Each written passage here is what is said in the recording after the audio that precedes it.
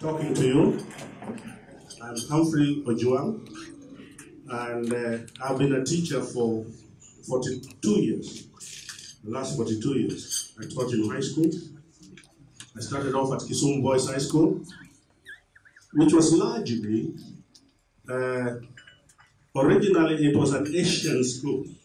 And then as Kenyan history of education changed, then Africans also started joining that school. And our host here is also an old boy of Kisumu Boys High School. So I taught at Kisumu Boys High School, Kisumu Girls High School, Maseno School. I taught at Migori Teachers College, Mombasa, Polytechnic, which is now a university, Kenya Polytechnic. Later joined the University of Nairobi, where I taught for 34 years. But I'm still teaching in the sense that I find my teaching different groups, non-formal groups. This is not a lecture, so I will not expand on it. So my name is Humphrey Ojuang. Professor Taban Lo Liyong is our teacher. When I say our teacher, I don't want to own him, because you have a piece of Taban in your own way.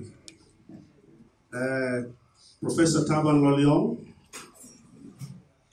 originally came from South Sudan.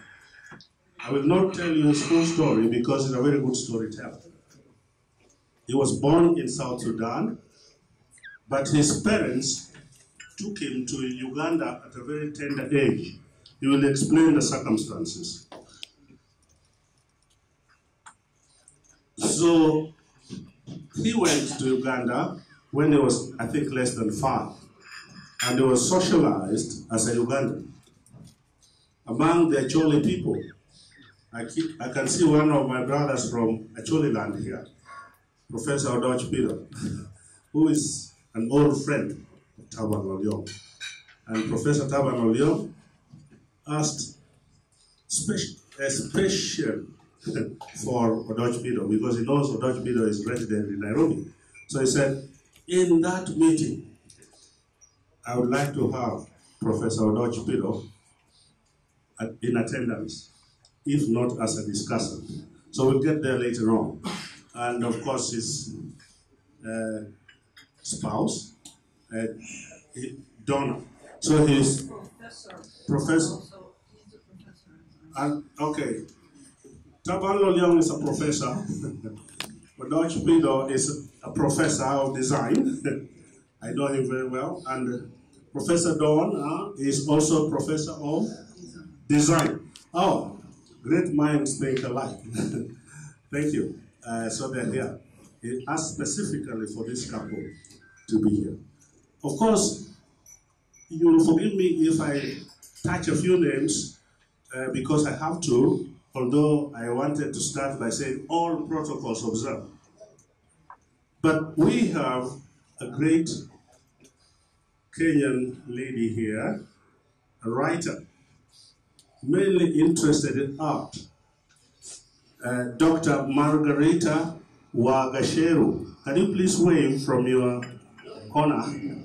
Please wave back at her.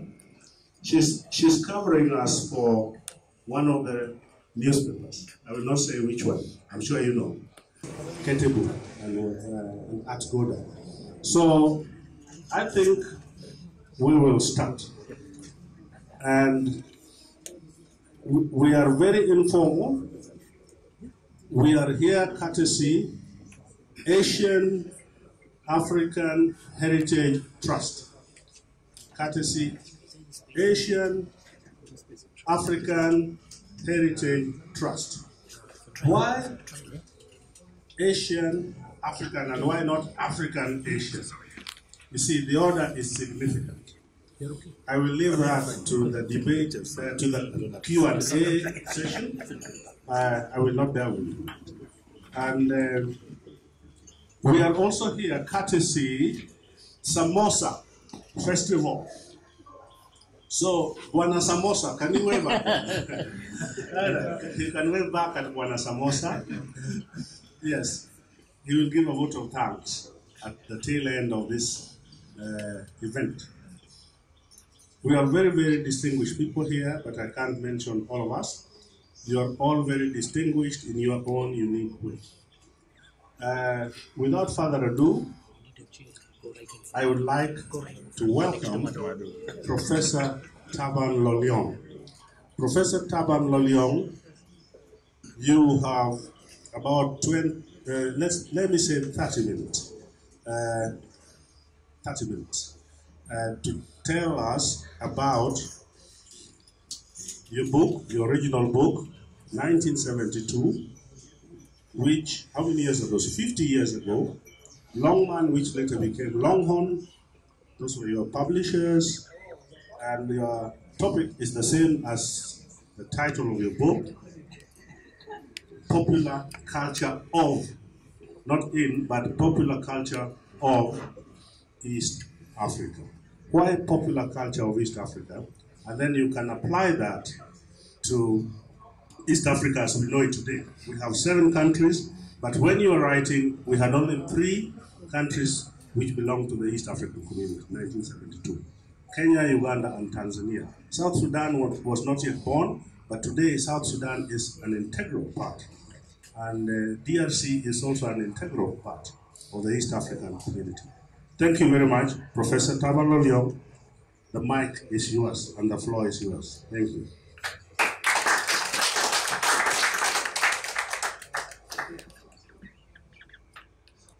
This story is likely to pop up somewhere. I don't know how it is placed. Anyway, so the man came, called his brother, said, "Brother, here is your spear."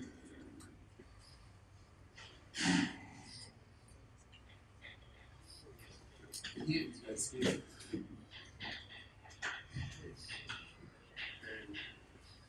what did the other brothers did giant went and got one of the spears and was playing with it, put it in his mouth, and then swallowed it. So then the other fellow now, it is revenge time now. Say, when came and said, "Give me, no, I want my spear, my bead." Said, "Son, my brother, you know, these are children. They play their own games. They don't know what is important." So, no, you accepted no excuse for your spear. I'm not accepting anything for the bead. So now the thing to be measured at a spear and a bead. Where if you know or you think of it not as single bead, but as a whole chain of beads to be worn, already ready for what I'm wearing. Said, okay, but one of the this man said, "Okay, brother, if you want me to get your spear, not your bead, give me time. No, I don't want it. I am not giving you any time. Give me my bead." So the other brother got a knife and then cut open what I say. Then the brothers said, "Now we can't live together. When we go to the bush, you will wait, and then from me you took away the daughter. Now, please do me a favor. Go." So the other brother was given away. And that is the source, the reason why the Jews started moving from place to place. They always have that story to remember. What it also means is that it had a population explosion.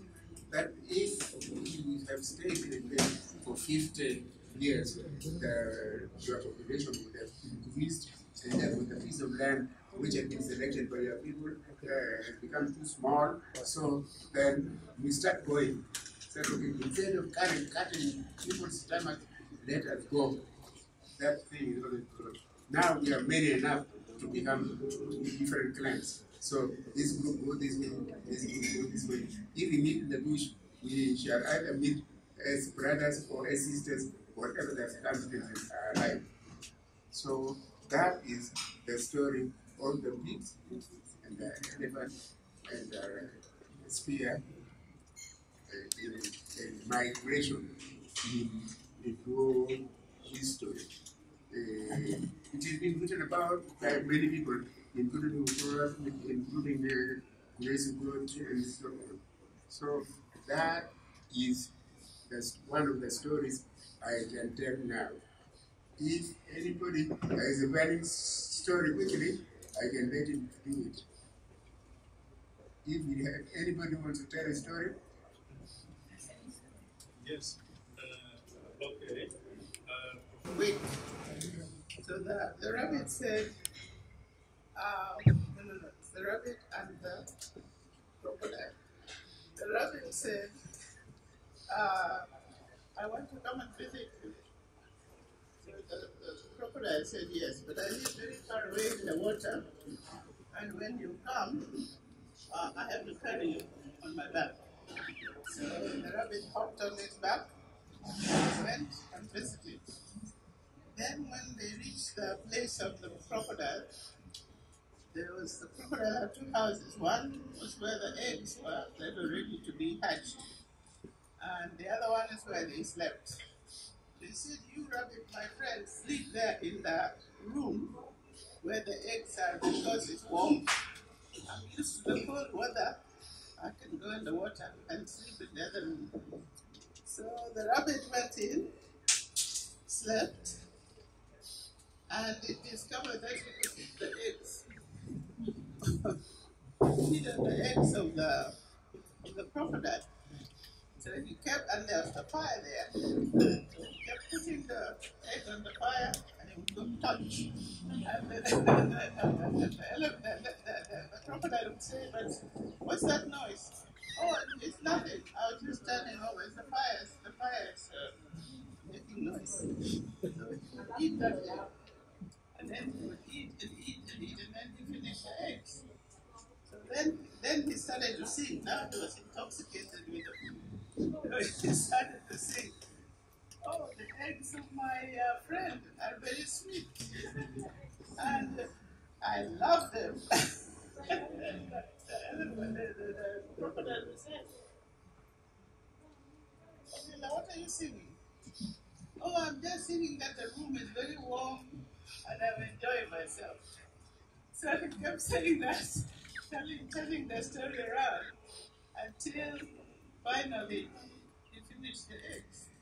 And then the crocodile realized what was going on. So then the rabbit said, very clever, he says, you know, I also have some eggs at home. Take you to the lab, and go back to the lab, and we'll also give you some eggs.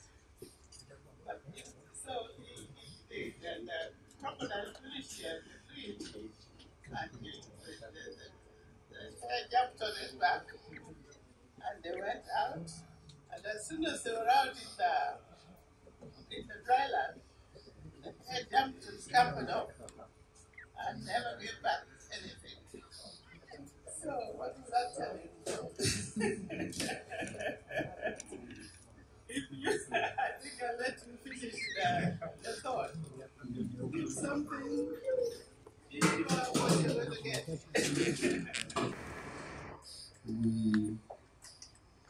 we have invoked you by the other names, the great Onyame, Oloru, Ngai, Ngewo. Great Mwali, you are the Sun, Chin, Aten, Joag, Jehovah, who rises in the east, who showers his blessings over the very compound and heart. You are too great to be remembered in one guise. Others fear you, your might in the bee lightning, bringing and noting mighty thunder. Some see you, your meekness and bounty in the oceans, forgiveness, which all the faith of our ancestors teach. May this divine period never come to an end. May your blessings be with us to take us to our various airports. Greater Guluku, Great Gurukulu, Great Kwamata, Great Usikso, Great Mwali, and ancestors of the Bajimo, spirits and ancestors. Shower your blessings on your children gathered here. Let them take your blessings as they go to the east. Let them take your blessing as they go to the west. Let them take your blessings as they go to the north. Let them take your blessings as they go to the south. Above all, let your blessings also remain here in this town of Cape Town, Cape of Good Hope, South Africa. Let it be so. Amen.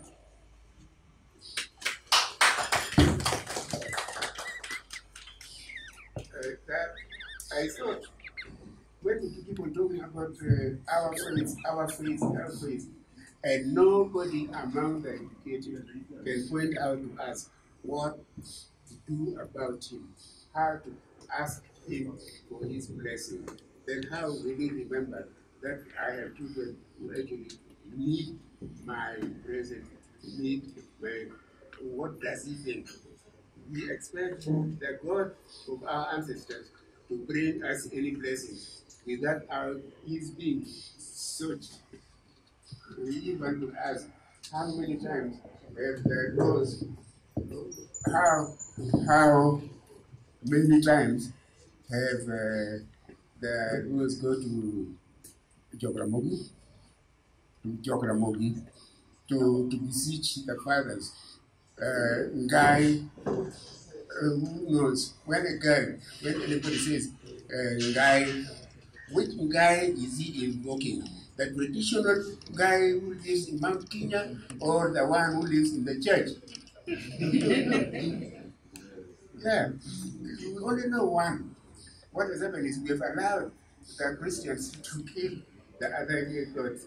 Then now, unfortunately, it is that we don't know how to distinguish the wrong brand from the right brand. So now we don't even feel ashamed about Shakahola. Yes, in traditional religion, nobody would have done a thing like that. Yeah, to say, okay, if you want to come to go to God quickly, did you come here to go back quickly? Did you come here to stay longer? Including babies, that was iniquitous. How do you tell a young child, even less than 10 years old, that he should run, hurry, and go to Jesus? What would Jesus go with him? What would be hard? So we should, those of us who know, let us study African religion to believe in, not to get a PhD. Okay, let's give him a round of applause.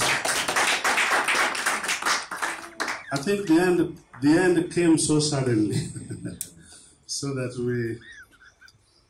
we still expected the story to go on and on and on. But I am just your moderator.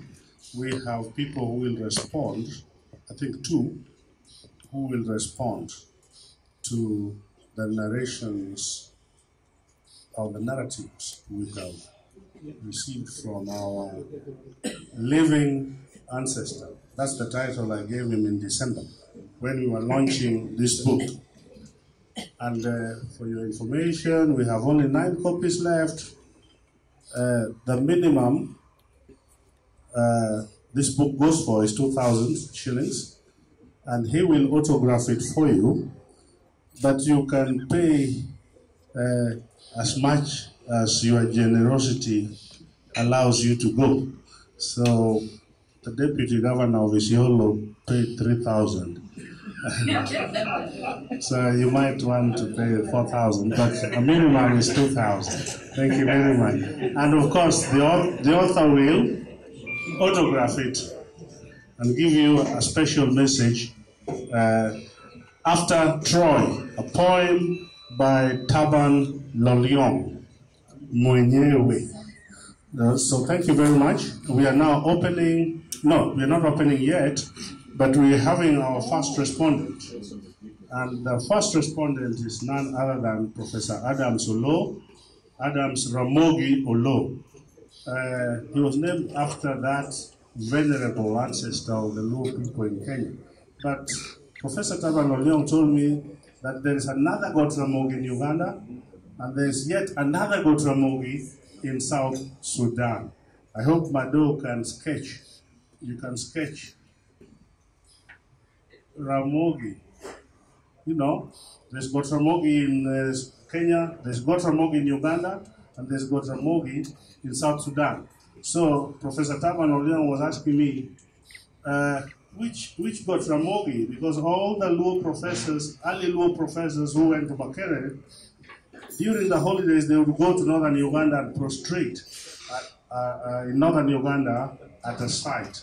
So we will allow the incarnation of Ramogi himself. He is Adam, and he is also Ramogi, so this man must be very mysterious. Thank you. Thank you very much, Professor Humphrey Young. When he asked me to be a discussant, of course, I asked him, where is the paper I'm going to discuss? He told me there is none. And, so I asked him, so how do I prepare? And he told me, all you have to prepare on is the topic, which is popular cultures of East Africa.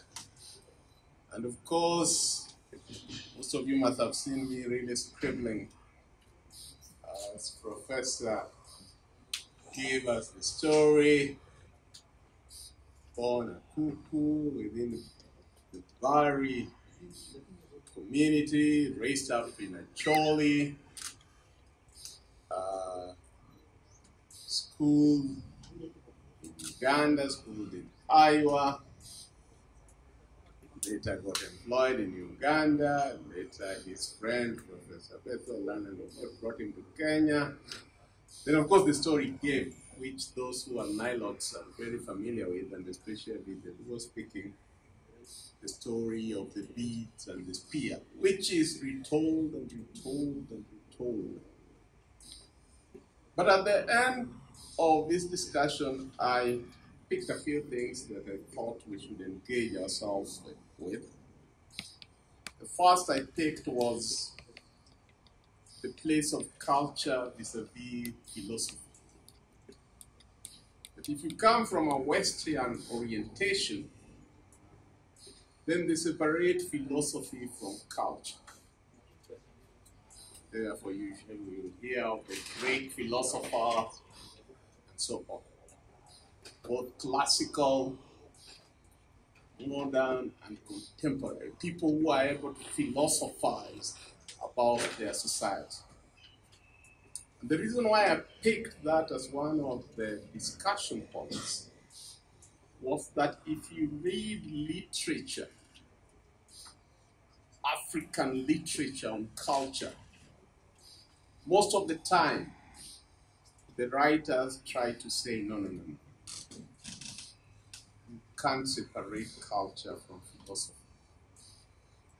And that's why philosophers like Adipo Sidang will tell you that Henry Odera Oruka was confronting Western philosophizing by saying that even as Africans, we had our own philosophers, sage philosophers, people with wisdom, who had beliefs and who were grounded in society, and therefore came up with stories or narrations about life of an African. And therefore, from an African perspective, culture is a philosophy as lived and constructed in a society. That was the first point that maybe I wanted us to look at, that can we have, as Africans, as Asians, as Orientals, as Westerners, whether Eastern or Western Europe, have our social view of what you can call our world view. Because the world is a constructed space. You construct your view, and that becomes your reality as constructed. The second issue, as we were given those very rich histories, as well as stories, including the one given by my elder sister, Cholabara, is that there's what you can call cultural relativism, or what you can call inculturation. And Professor Lo Liyong has picked religion, for example. And he has talked about Christianity. And he has asked you, posed to you, if you go to Kikuyu land, are you worshiping the God in guy, or are you worshiping the God that Christianity brought you? Because before Christianity came, Africans, from their cultural traditions, believed in a higher being, believed in a God immanent, as he said. But when Christianity came, there were all issues. Yours is a primitive religion and all that. In fact, when Archbishop Desmond Tutu wrote his book, God is Not a Christian, everybody was shocked. How can an Archbishop say God is not a Christian? But he was basically saying, look, if you go to the Hindus, the way they love their God. If you go to Islam, they don't have a Christ intermediary.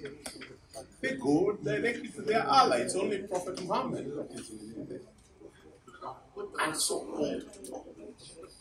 Therefore, you're saying that even within Christianity, if you go through Christian history, then at every juncture, the Jesus of Nazareth and Jesus Christ, the Judaists did not believe in Jesus Christ. They continued to go through their Judaism, but they are Jews who are Greek.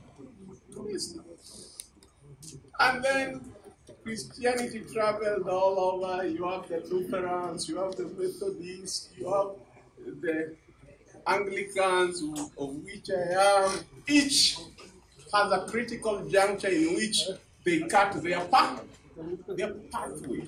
They had their cultural turn insofar as this Jesus is. And therefore, when it comes to culture, if I pick religion in particular that we use, then you find that there's a lot of efforts to have some form of inculturation. John Beatty wrote, the African is notorially religious. And B.O. God that he talked about, together with Wellborn, talked that as Africans received Christianity, they adapted it and they wrote a book which they call A Place to Feel at Home. So that, for example, those of us who come from Western Kenya, there was a split in the Anglican Church where Bishop Ajuoga went and formed the Church of Christ in Africa, because they felt that this Anglican was too Western and wasn't capturing the imaginations and traditions of how the Luo community, for example, or the Luo community used to embrace that. But yes, we agree there's Christ, but we want to reach that Christ in our own way. The next thing that I thought we should look at is construction. We've just had the story of the bead and the spear. And as Professor Taban Lo Liyong has said, if you go to the cradle of Sudan, the Anuak will have their version. The Shuluk will have their version. The Nuer will have their version. The Dinka will have their version. The Luo Kenya will have their version. And Professor Humphrey Obiang has just told you that what I'm named after, Gramo. The Luo Kenya have Kochon. You go to Uganda, they have Lamogi. And so on. So each is constructed based on oral tradition, based on oral narration. Each community, each civilization, if I can so say, ends up constructing a narration of what their cultural imagination becomes. The fourth is culture versus adaptation. How do you adapt culture? Culture is not static. It can't be static. Because when missionaries come, they come with a different orientation. And most of you are parents here, or will be parents. The digital revolution. You have to adapt. For some of us who try to avoid it, had to adapt. Because it's going to be here with us. It's going to be the way of life. So how do you pursue cultural adaptation in such a manner that it conforms to contemporary technology, for example, contemporary modernity that are inevitable, that you can't avoid? And of course, there is the cultural expression. That I see all the artists here.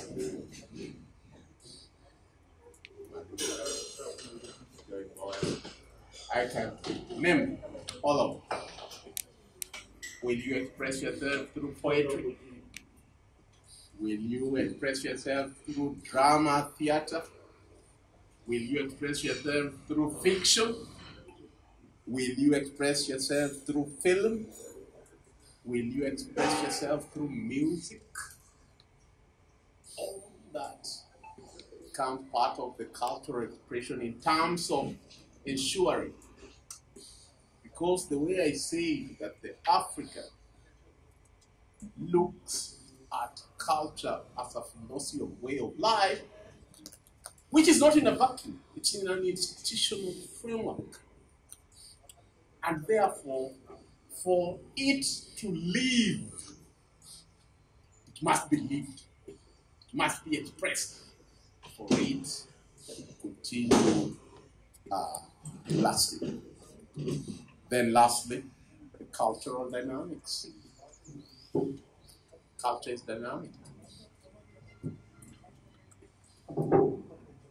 Europeans came, they say the African culture was primitive. The African religion was primitive. The African had a savage mind. What Yomo says, decolonize your mind. Because the colonialists came and not only colonized you, but they colonized your mind. For you to start doubting yourself, looking at yourself as I'm lesser. So he says, decolonize your mind. And when Boogie was doing all that, he not only faced attrition from the West, he faced it from the very government of Kenya. Because he was going at the roots of being African and expressing yourself in the way Jacques Rousseau, and going back to the West, who said, every man is born free, but everywhere they are in chains. Let's decolonize ourselves. And lastly, as a conclusion, I'm sorry I've taken a lot of time, is that for culture to be, there has to be a retelling, so that you contextualize that which happened at a very maybe traditional time to be able to make sense for those who didn't believe they were that time. Thank you.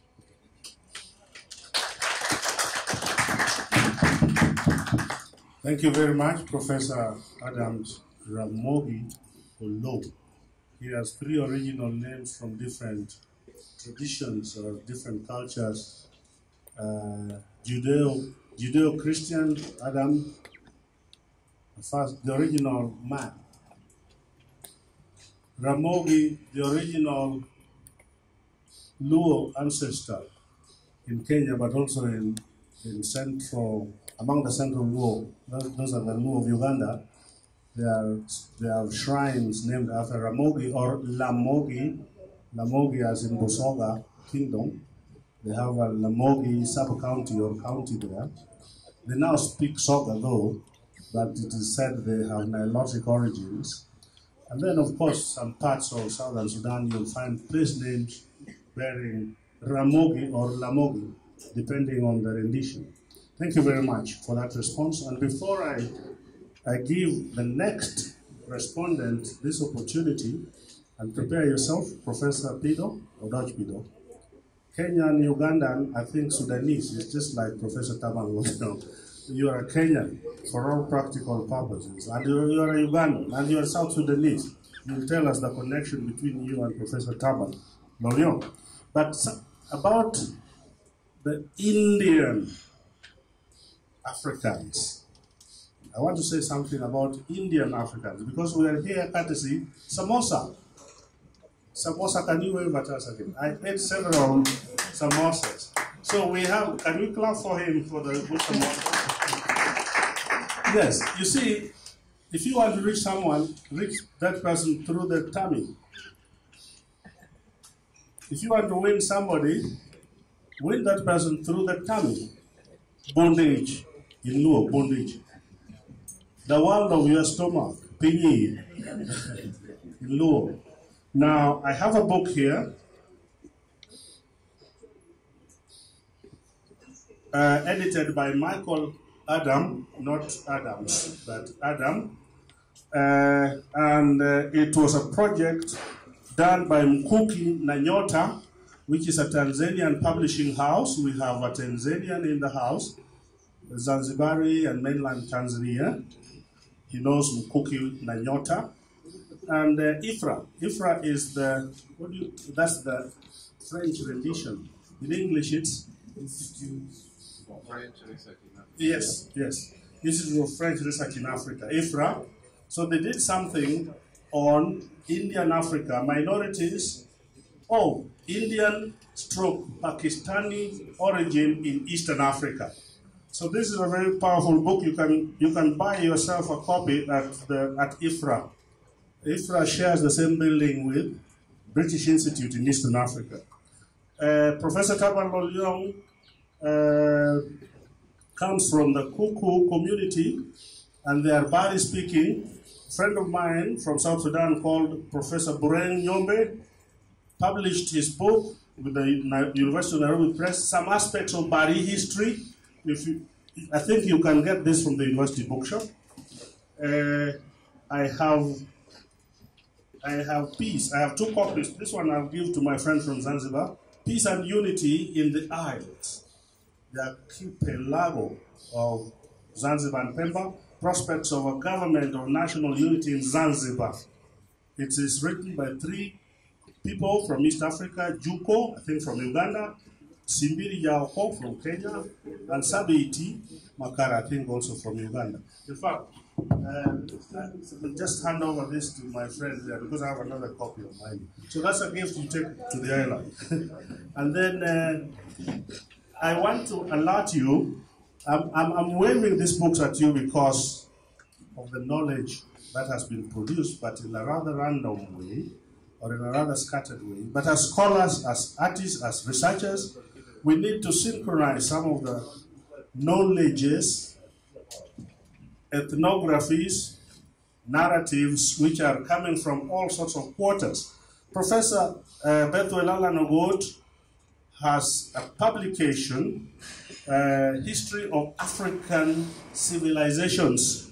Notice he's using S at the end of civilization, not just civilization, but civilizations in the Nile Valley. So Professor Bethuel Nogot at 95 is still producing. You might want to contact Prestige or the gentleman at Yaya Center. What do you call that bookshop? Professor Adams. Book Point. And then Bookstop, first floor. Then Nairobi in the Making, Landscapes of Time and Urban Belonging. The Indian Africans have largely lived in urbanized communities. They don't have shambas. They're shambas. Somebody once told me the Indian Africans don't have shambas. Their shops are the shambas. But they have impacted upon our food culture tremendously and other aspects of our culture. Hospitals, schools, Aga Khan Hospital, all these institutions, we relate with them without even thinking about them. So Nairobi in the Making by Smith, Constance Smith. You might want to check again that bookshop in Yaya Center. A federation within federation, the Tanzanian Union experience and the East African integration process. Please.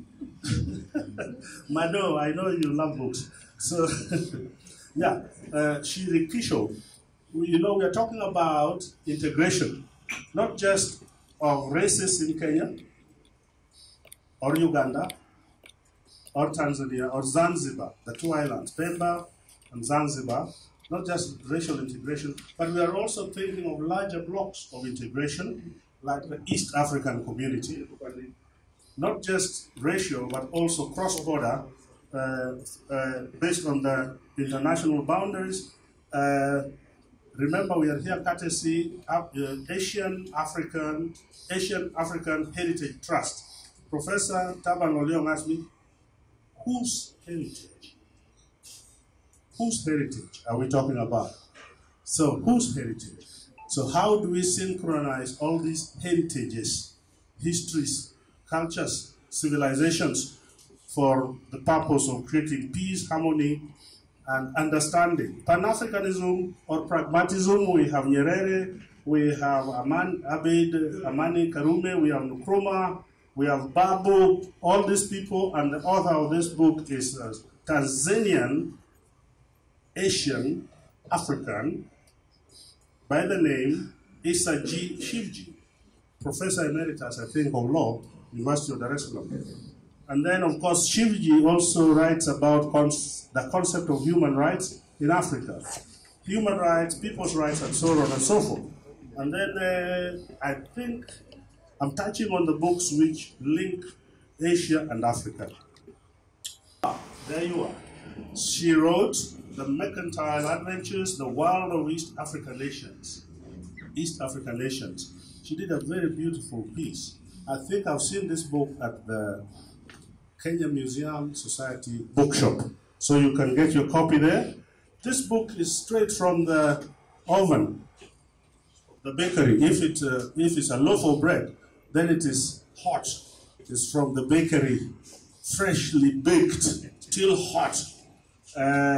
Edited by Kai Grace and Oriare Nyarwat, our own Oriare Nyarwat, and we are about to conclude. So this book will be available in leading bookshops in Nairobi, Rethinking Sikh Philosophy, and that's Odera Oruka.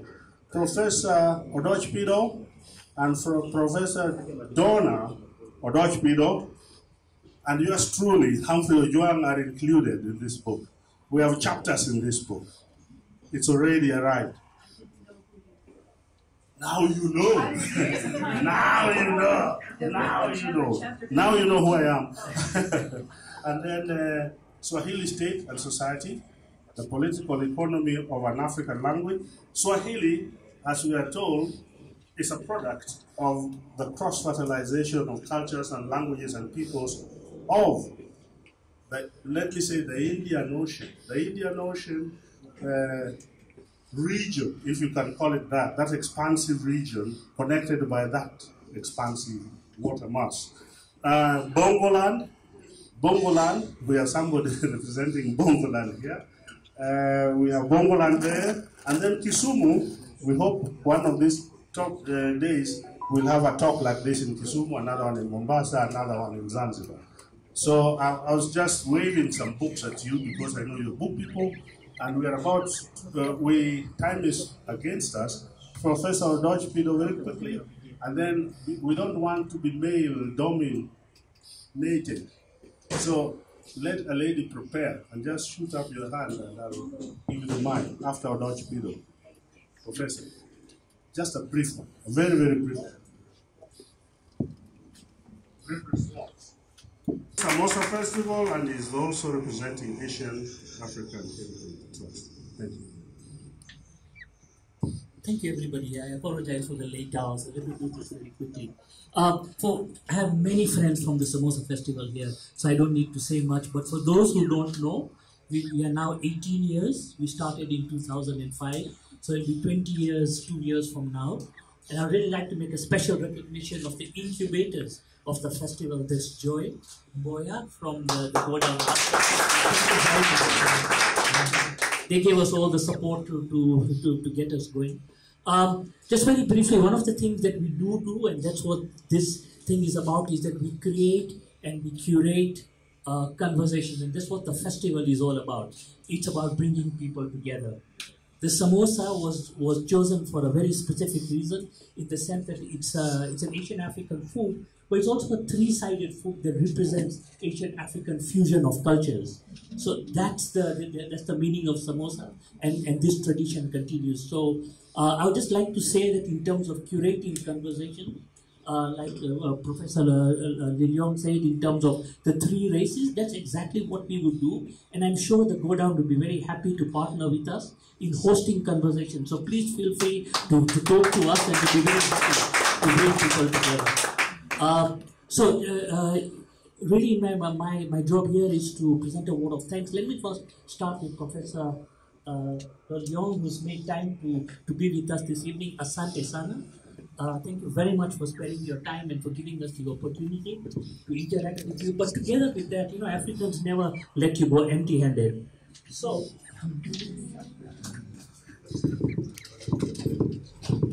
we'd like to present a special gift of appreciation from the Asian African Heritage Trust and the SamosaFestival this evening. Asante Sana. Tunashukuru, very generous in supporting the continue. This is the second or third event we're having, and they've hosted us, so asante sana. So once again, thank you very much, and we look forward to inviting you people to other functions. And there are no mandamanos today, so go home safely. Good evening. Thank you very much. And on your way out, we have books which you can buy for yourself or your spouse or your children. Those of you who are book collectors.